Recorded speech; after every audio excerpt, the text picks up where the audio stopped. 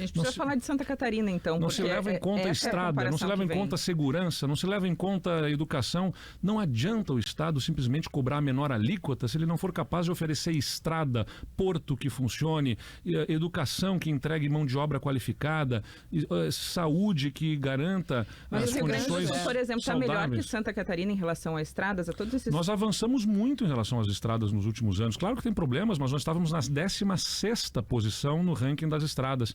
E nós passamos para a 7ª posição, porque desde 2021 para cá, passamos de 150 milhões em média que o Daer investia por ano para um investimento de 2 bilhões de reais nos últimos anos nas estradas do Rio Grande do Sul. A Andressa está fazendo um comparativo do cenário atual, né? Nós temos esse cenário atual, dessa estrutura toda que o senhor está citando, e teremos, em relação a Santa Catarina, se passar a proposta, uma alíquota modal maior. Porque Santa Catarina está dizendo que não vai aumentar, vai manter em 17% a alíquota básica de ICMS. Essa é uma pergunta que eu tenho recebido muito dos empresários, que é a competitividade do Rio Grande do Sul e Santa Catarina, considerando o cenário atual que a Andressa fala, e termos a alíquota maior. Jane, a alíquota que será cobrada entre as empresas, de venda de uma empresa para outra, não se altera. É a mesma alíquota interna de 12%. Essa é uma alíquota ao consumidor. Ou seja, as pessoas não deixarão de estar consumindo no Rio Grande do Sul para ir consumir em Santa Catarina. Fosse essa a tese, então, todos os estados da federação, né, que estão fazendo ajustes nas suas alíquotas, então todos vão perder para Santa Catarina. O Paraná já aumentou para 19% a alíquota ao consumidor no ano passado, e já era 18% antes, historicamente, maior que a de Santa Catarina, que é 17%, que é do Rio Grande do Sul, que está em 17%, aumentou agora para 19%, e o governador Ratinho demonstrou a disposição de mandar o projeto para ir para os 19,5%. Então haverá uma fuga em massa, aconteceu nesses últimos anos uma fuga em massa de empresas e investimentos do Paraná para Santa Catarina. Não é verdade, porque o que define um investimento de um empreendimento num local não é apenas uma questão da alíquota de imposto e menos ainda da alíquota modal que é cobrada ao consumidor. Tanto é que a maior parte das empresas discute a gente fala sempre sobre isso, sobre os benefícios fiscais. Por exemplo, a gente concedeu... Mas aumentaria imposto para consumo, por exemplo, e poder aquisitivo também é um fator considerado. Claro, eu não estou ignorando isso aqui, só estou dizendo o seguinte: não adianta simplesmente não ter o imposto, então não vai ter, vamos ter segurança precarizada, porque o Estado terá dificuldades de fazer reposição de efetivo.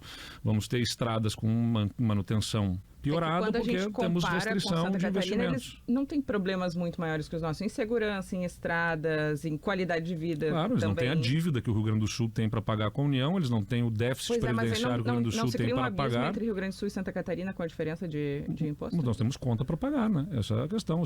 Foram feitas decisões no passado, a gente está sempre discutindo no Rio Grande do Sul em função de um passado que nos prende por uma perna. E se nós não nos mobilizarmos agora, no futuro nós vamos estar discutindo o passado novamente. Daqui a 10 anos nós vamos estar discutindo, puxa vida, no passado a gente deveria ter estabelecido uma base de arrecadação que nos dava uma participação maior. Mas abrimos mão disso porque ficamos presos aos traumas da discussão anterior de imposto e não fizemos o movimento que deveríamos fazer e abrimos mão de 100 bilhões de reais nos próximos 25 anos.